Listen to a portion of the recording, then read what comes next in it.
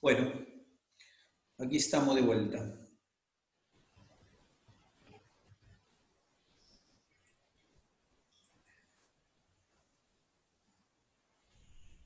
¿Dónde estoy? Ustedes me escuchan, pero yo no sé dónde ando. No les veo. A ver ahí. Ahora sí. No les veía, ahora sí les veo. Bueno, no veo ninguno, veo ahí nada. Veo ahí una que está cantando al cielo, pero no creo que sea que esté vivo ahí. Bueno, entonces, decíamos lo siguiente, decíamos que el, entonces la resistencia periférica relacionada con el hecho de que los vasos reducen su calibre, está prácticamente a cargo de las arteriolas, que son quienes reducen el calibre. El hecho de que las arteriolas puedan reducir su calibre, entonces puede, por un lado, como dijimos recién, modificar la presión. La vasoconstricción arteriolar, entonces, decimos que aumenta la presión. Pero no solo la aumenta en ese vaso que estábamos hablando, porque ahora esto lo magnifico de tal manera, hago esto. Hago así, dibujo dos arteriolas de un sistema. Dos arteriolas de un sistema. Esas arteriolas las reúno y a su vez las reúno con un vaso más grande, que a su vez se reúne con otro más grande, que a su vez se reúne con otro más grande. Bueno, entonces, ¿qué pasa? Ahí tengo dos arteriolitas. Esta se me quedó un hilito rojo, pero no importa. Son dos arteriolitas que están bien cerraditas porque resulta, o casi cerraditas porque están contraídas. ¿Qué va a pasar en este sistema? Bueno, si yo contraigo acá el flujo va a disminuir el pasaje un poco, pero lo que sí va a pasar, más que el flujo puede disminuir un poco, pero lo que me va a pasar es que me va a aumentar la presión en la arteriola, por lo que dije recién. Aumenta la resistencia periférica, por ende eso aumenta la presión arterial. Perfecto, entonces tengo aumento de resistencia periférica con el consecuente aumento de presión arteriolar o arterial en ese lugar.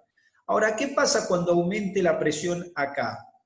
¿Qué va a pasar con el flujo que está viniendo por acá?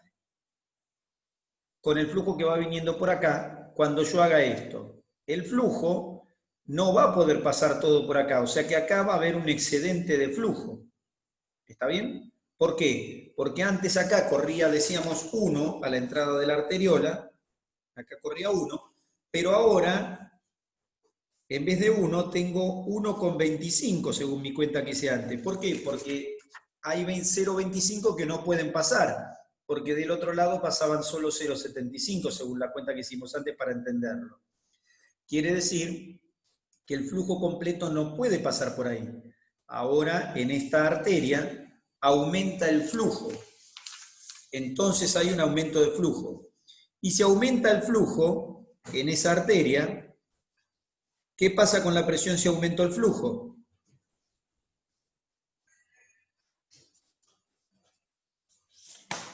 En esta arteria que está acá, ahora esta arteria, esta es la arteriola. Pero la arteriola me está dejando pasar menos de 1. Me tenía que dejar pasar 1, pero ahora me deja pasar solo 0,75. Entonces, ¿qué pasó? Como me dejó pasar solo una parte y otra parte no, entonces, ¿aumentó la presión acá? Sí, porque aumentó la resistencia periférica. Pero acá pasó que, por un lado, el flujo me aumentó porque la sangre no puede seguir toda la que seguía antes por ahí. Entonces ahora, en vez de haber 1 de flujo acá, hay 1,25, porque hay una resistencia al pasaje que hace que se me acumule sangre por detrás. ¿Está claro o no? No. Más o menos. Por lo que... Sí. Es decir, el hecho de que haya una interrupción en el flujo implica que todo lo que está detrás empieza a tener más flujo. Vamos a pensarlo en términos de una autopista.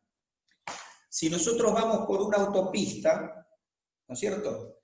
Y de repente la autopista empieza a detenerse el tránsito, ¿no es cierto? ¿Qué va a pasar con el tránsito que está detrás? Vamos a imaginar que vamos por una autopista y de repente nos sacan de la autopista un carril porque hay un accidente. Entonces ahora la autopista que tenía 6 carriles tiene 5. ¿Qué va a pasar con el flujo ahí? Bueno, ahí disminuye el flujo, pero atrás el flujo de vehículos no solo se va deteniendo, sino que va aumentando. Entonces, los 6 carriles que llenaba los tengo repletos ahora, y no solo que los tengo repletos hacia atrás, sino que además tengo el carril que no es para circular, que es la banquina, también lo tengo lleno. Es decir, del punto donde se produce la resistencia al pasaje, que es el lugar donde se produjo el choque, del lugar donde se produjo el choque hacia atrás, el flujo de autos es mayor. ¿Por qué? No es porque pasan, no es que están pasando más autos, sino que están detenidos en ese lugar, quieren pasar más autos.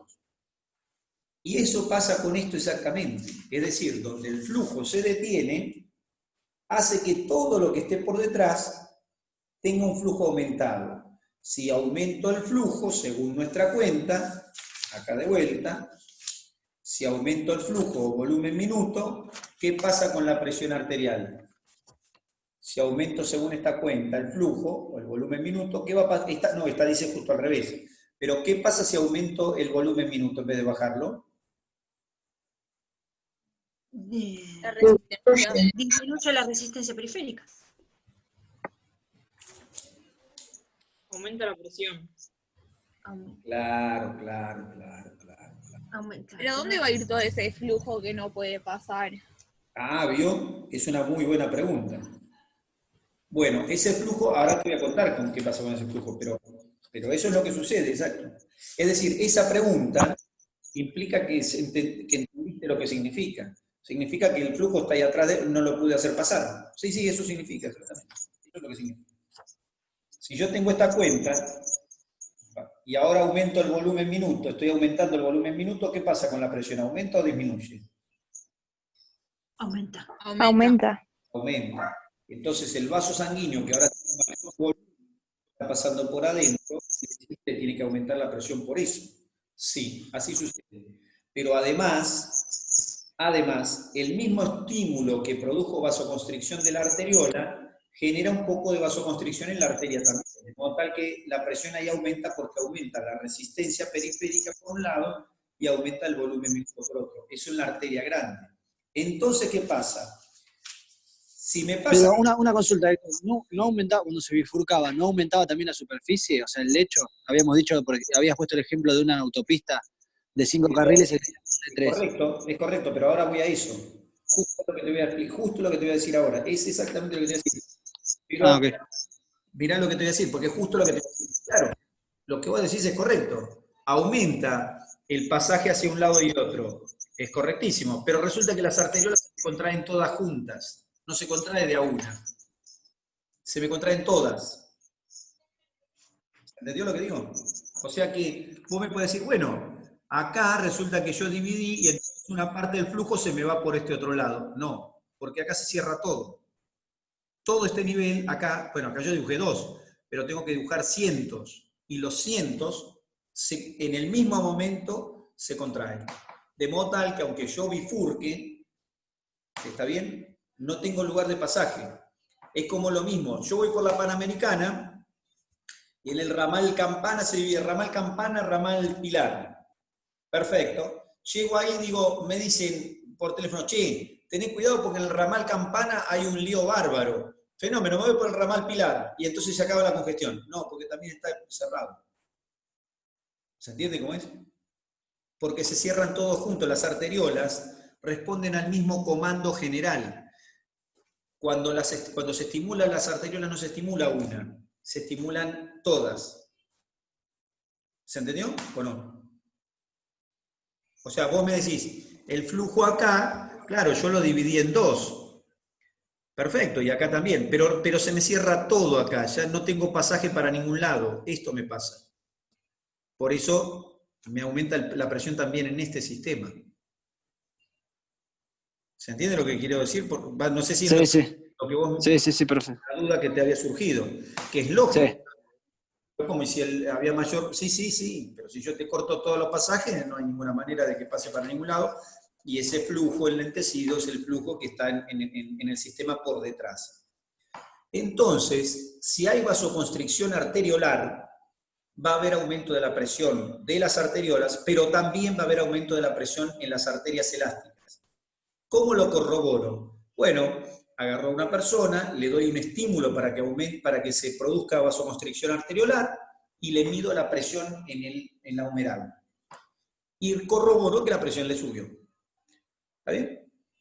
¿Dónde va esa? No contesté todavía la pregunta que me hizo, creo que fue Avi, que preguntó, ¿y dónde va toda esa sangre?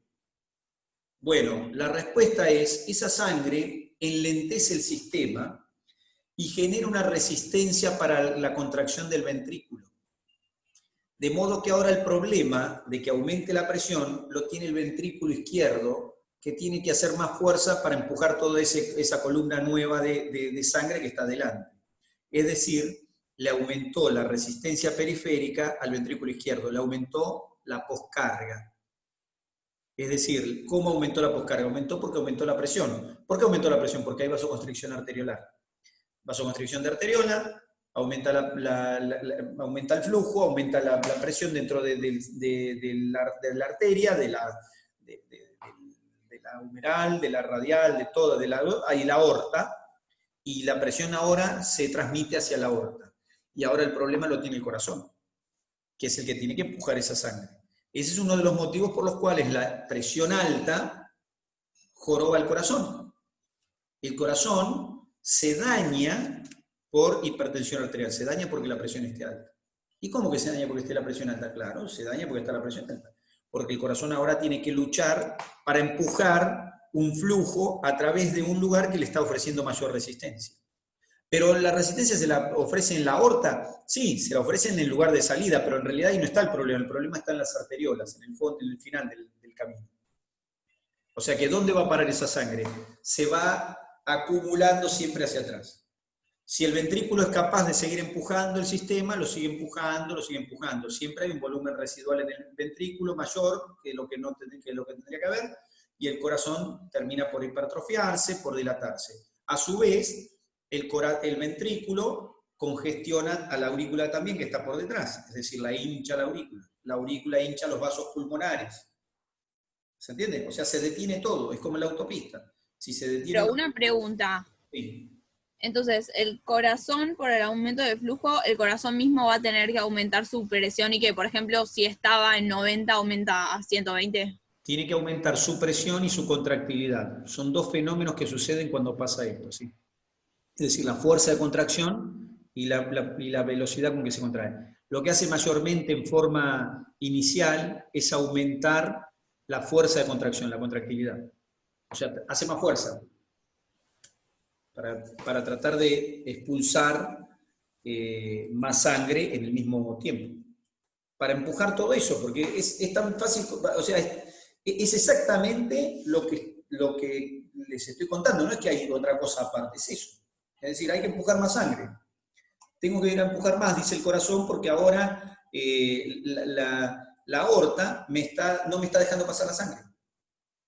Y bueno, y la tengo que empujar más. Entonces, el corazón tiene mecanismos que se llaman mecanismos compensatorios o reflejos compensatorios para justamente empujar con más fuerza. El primer mecanismo que tiene es uno que ya vimos, que se llama de Starling, que cuando el ventrículo no larga la sangre que tiene que largar, le queda más volumen residual, y como le queda más volumen residual, está más hinchadito para la próxima sístole. Por lo tanto, está más distendido. Como está más distendido, nosotros lo vimos acá, miren, la longitud inicial de la contracción de la fibra cardíaca depende,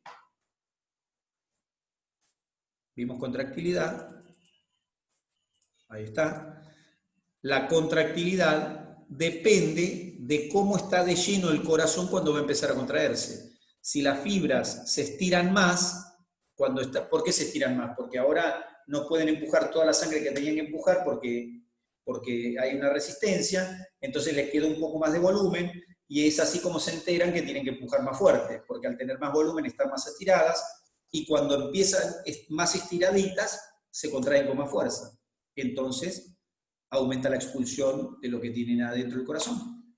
Bueno, y así tratan de ir moviendo. Esto es un sistema dinámico. Las arteriolas no están contraídas todo el tiempo de la vida, se contraen más o menos. El sistema, no es que esto es un sistema estático en el cual se cierra todo, un grifo y se acabó la cosa, sino que esto es dinámico. Entonces el corazón pone esos mecanismos en marcha, se ponen en marcha otros mecanismos para tratar de vasodilatar, para tratar de corregir eso. Pero todo venía a cuento de la frase, el aumento de la resistencia periférica se traduce en un aumento de la presión arterial.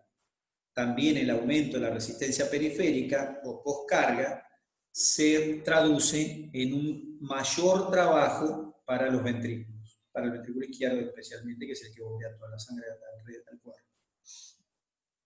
Entonces, en este sistema, la vasoconstricción arteriolar se traduce en aumento de la presión en la arteriola, sí. En aumento de la presión de los vasos sanguíneos, sí.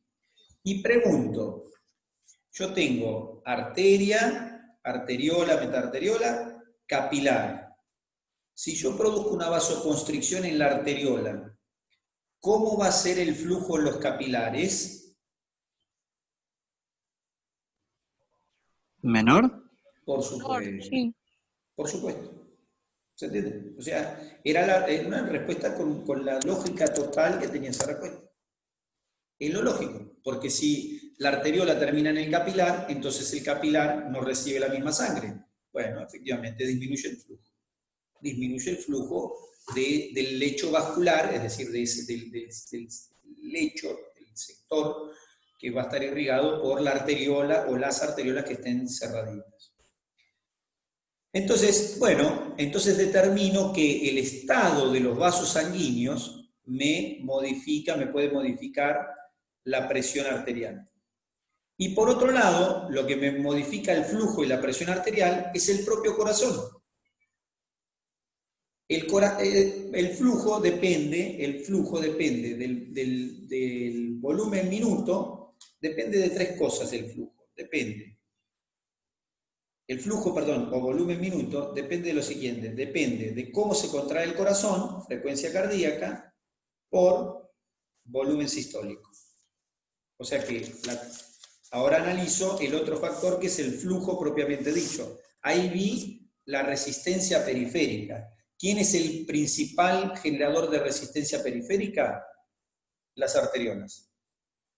Lo entiendo como, bueno, si yo contraigo todas las arteriolas en un mismo momento, entiendo cómo sube la presión. Si relajo las arteriolas en el mismo momento, entiendo cómo baja la presión. Perfecto. Entonces, en mi análisis de regulación de flujo y presión, analizando la presión, hablo de la resistencia periférica, y hablando del flujo también, hablamos de flujo y resistencia periférica en relación a presión también. Entonces, cualquier cosa que modifique la resistencia periférica regula la presión y el flujo también, por este dibujito que vimos acá. Regulación de flujo y presión por modificación de la resistencia periférica. Como el factor que modifica la resistencia periférica es la contracción arteriolar, entonces ahí estamos hablando de la contracción arteriolar como modificador de flujo y resistencia periférica. Bien. ¿Quién más regula el flujo y resistencia periférica? Bueno, el flujo, ¿quién más regula presión ¿quién más regula la presión y el flujo? El corazón. El corazón. ¿Por qué? El corazón genera un volumen por minuto. Este es volumen minuto hora cardíaco. El volumen minuto cardíaco, que corresponde también al volumen minuto de los vasos sanguíneos. El volumen minuto cardíaco. ¿El volumen minuto de qué depende? De cuántas veces se contrae el corazón, frecuencia cardíaca, y de cuánta sangre expulsa en cada contracción, volumen sistólico. volumen sistólico, cantidad de sangre que se expulsa cada vez que se contrae, en cada sístole, veces que lo hace por minuto, me da la cantidad de volumen que saca el ventrículo izquierdo por minuto. ¿Se entendió esa cuenta o no? Ya la habíamos visto antes, pero ahora la repito para que se entienda. ¿Sí? De nuevo. El volumen minuto del corazón, es decir, lo que expulsa cada minuto, blup, blup, blup, depende de cuánto expulsó cada vez, blup, blup, blup, o blup, blup, blup, cuánto expulsó cada vez que se contrajo, multiplicado por las veces que lo hizo en cada minuto. O sea que si hace blup, blup, blup, blup, blup, o hace blup, blup, blup, blup, blup, blup, blup, no es lo mismo. Porque si yo hago esto, 2, 3, 4, y lo hago 70 veces por minuto, no voy a expulsar la misma sangre que si hago blup, blup, blup, blup, blup, 100 veces por minuto. ¿Se entiende? O sea que la frecuencia con que se hace. El volumen lo mismo. Si yo hago 70 veces blup, blup, blup, no es lo mismo que hacer 70 veces blup, blup, blup, blup. ¿Se entiende? Blup, blup. ¿Se entienden lo que estoy queriendo decir o no? Sí, sí. Sí, sí. O sea, que la cantidad de veces que se contrae por minuto y la cantidad que expulsa cada vez que se contrae, me dice cuánto se va a expulsar durante cada minuto por ese corazón. Bueno, entonces, el volumen que se expulse por minuto hacia la aorta, desde un ventrículo izquierdo, el volumen que se expulsa por minuto va a representar al flujo de sangre que va a estar circulando. Imaginemos que el corazón no se contrajera 0 veces por minuto. Si el corazón se contrae 0 veces por minuto, ¿cuál va a ser el volumen minuto? 0. 0. 0. Y si no, pueden comprobarlo con algún cadáver. No hace falta que sea humano. No hay contracción ventricular, no hay sístole. ¿Está bien? ¿Y cuál va a ser, de paso, ya que estamos? ¿Cuál va a ser? El flujo va a ser 0. ¿Está bien?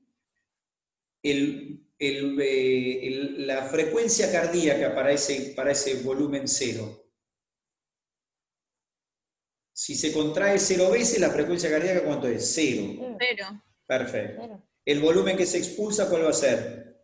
0. Por minuto, 0. ¿Y el volumen sistólico cuál va a ser? 0. 0. 0. Todo va a tener que ser 0. O sea, no va a haber volumen, ¿está bien? Ahora, si en esa condición yo aumento el volumen sistólico, bueno, ya para que haya volumen sistólico tiene que haber una frecuencia cardíaca. No hay manera de que haya volumen sistólico sin frecuencia. ¿Por qué? Porque en cuanto haga bloop para largar el primer chorro de sístole, estoy teniendo frecuencia cardíaca 1 por minuto, por año, no sé, 1, ya es frecuencia cardíaca 1. ¿Está bien? Bueno, entonces, el volumen que se expulse, ese volumen minuto general, depende de lo que se expulsa en la sístole y de la frecuencia cardíaca. A su vez, ese volumen que se expulsa hacia la aorta, motivo por el cual la aorta recibe la sangre del ventrículo. Ahora mi pregunta va a ser, si el ventrículo se contrae más veces por minuto, de una situación determinada, empieza a contraerse más veces por minuto, pregunto si la aorta va a recibir más o menos sangre por minuto. Y más. Lógico, muy bien. O sea, en la medida que aumente la frecuencia cardíaca, va a aumentar el volumen, el flujo de los vasos sanguíneos. En la medida que aumente el volumen sistólico, o sea, el flujo, también va a aumentar la cantidad de sangre que circule por las arterias, o sea, el flujo vascular. O sea que tanto la frecuencia cardíaca del corazón como la cantidad de sangre que se expulsa me determinan el flujo que hay en los vasos sanguíneos. Bien. Ahora, entonces el flujo. A su vez, el flujo que va pasando me regula la presión también. ¿Por qué? Si hay más flujo en la arteria, en las arterias, ¿cómo va a ser la presión? ¿Mayor o menor? Mayor. Mayor. O sea que cuanto mayor sea el flujo, mayor va a ser la presión. Entonces, quiere decir que el corazón me va a regular, entonces me va a regular la presión a través de regular el volumen sistólico y la frecuencia cardíaca. A su vez, la cantidad de flujo, sí, depende de lo que expulsa el corazón. Perfecto. La cantidad de flujo depende de lo que expulsa el corazón. Espera que estoy guardando esto para poder... Un segundito.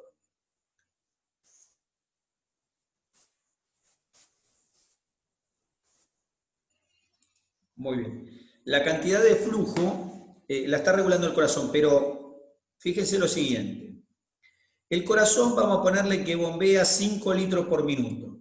Fenómeno, es lo que bombea el corazón. Entonces el flujo depende de lo que bombea el corazón. Perfecto.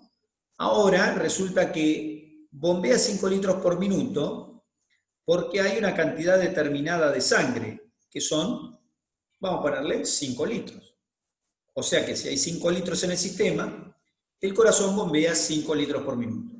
Muy bien, perfecto. O sea que el flujo está dependiendo de lo que bombea el corazón. De acuerdo. Pero resulta que ahora mi sistema, que tiene 5 litros por minuto, tiene 5 litros y el corazón bombea eso 5 veces por minuto, bombea esos 5 litros una vez por minuto. Resulta que ahora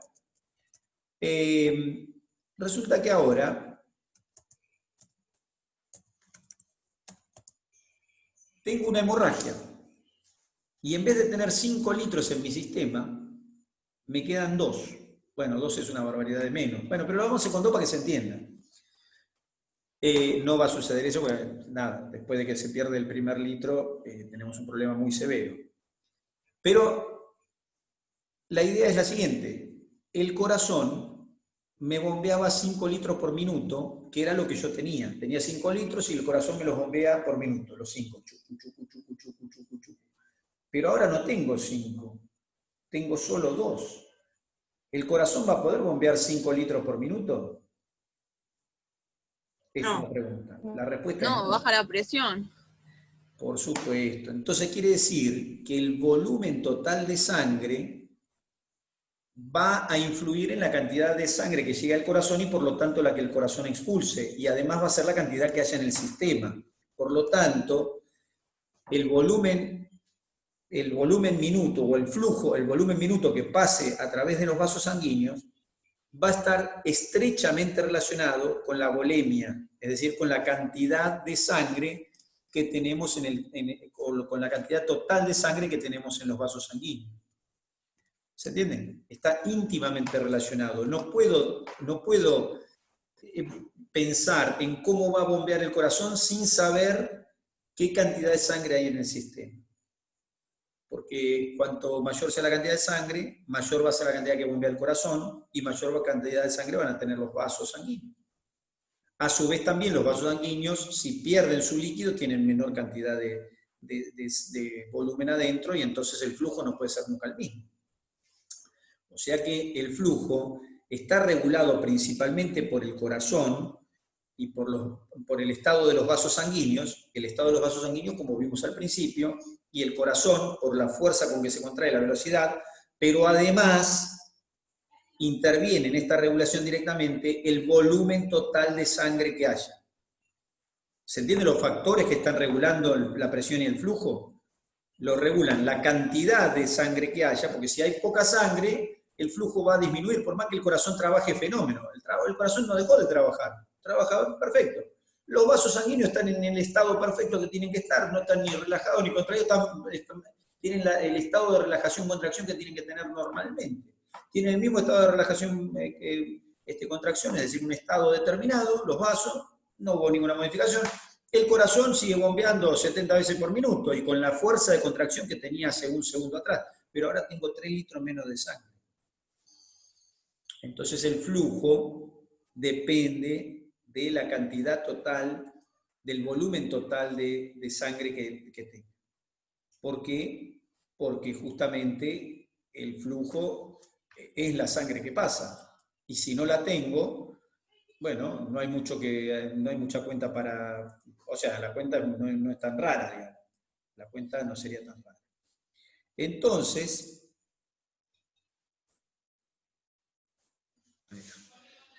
el flujo tiene importancia. Entonces, una vez que vimos todo esto, que les conté todo esto, ahora sí les muestro el cuadrito.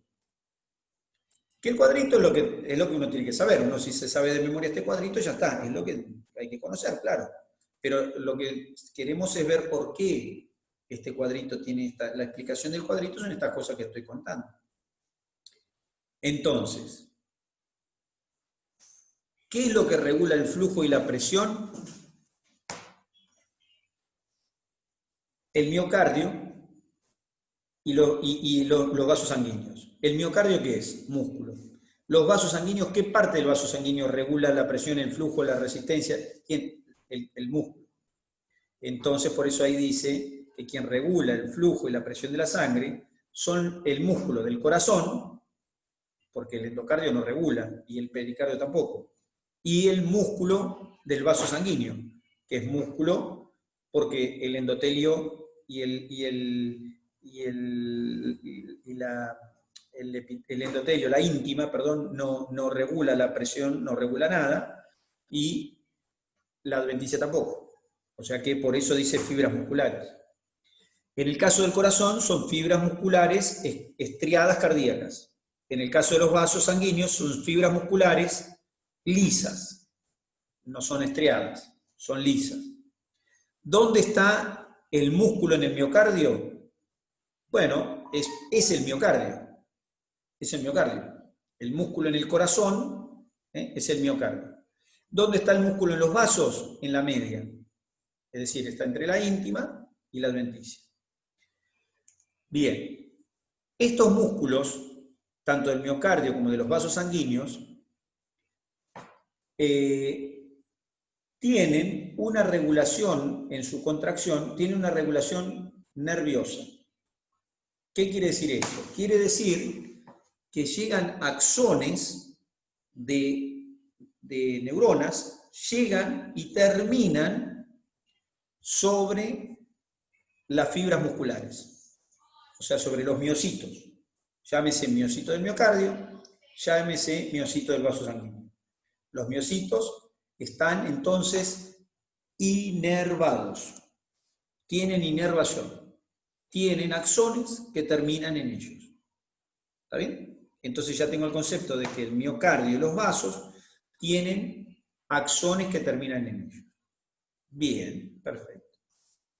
Entonces, ¿para qué sirven esos axones, esos terminales del sistema nervioso? Sirven para regular la actividad del músculo cardíaco y para regular la actividad de los vasos, del músculo de los vasos sanguíneos. Bien, perfecto. El miocardio nosotros ya habíamos visto que tenía nervios que terminaban en él. Nosotros les habíamos puesto nervios aceleradores y frenadores del corazón. Bueno, sí, efectivamente, así sucede. El bulbo raquídeo, que es una región del encéfalo, dentro de la cabeza, hay una porción de tejido nervioso, de órgano nervioso que se llama bulbo raquídeo. El bulbo raquídeo tiene un conjunto de neuronas cuyos axones van al miocardio y a los vasos sanguíneos. Más adelante, cuando veamos nervioso, vamos a ver que los axones que salen de ese bulbo no van directo, hacen una estación con otra neurona, pero por ahora no nos interesa eso. Y entonces decimos que en el bulbo raquídeo hay un grupo de neuronas cuyos axones van a parar al corazón y a los vasos sanguíneos. ¿A qué lugar del corazón? Al miocardio. ¿A qué lugar de los vasos sanguíneos? Al músculo liso. Tenía hojitas para escribir. Acá está. Entonces, represento el bulbo como un cilindro. En el bulbo dibujo unas bolitas que corresponden a neuronas, a cuerpos neuronales, y de ellos hago salir unas fibras, unos axones, y los hago dirigirse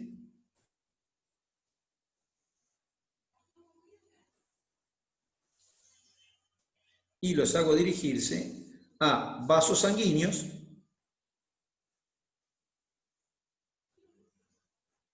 a la pared de los vasos sanguíneos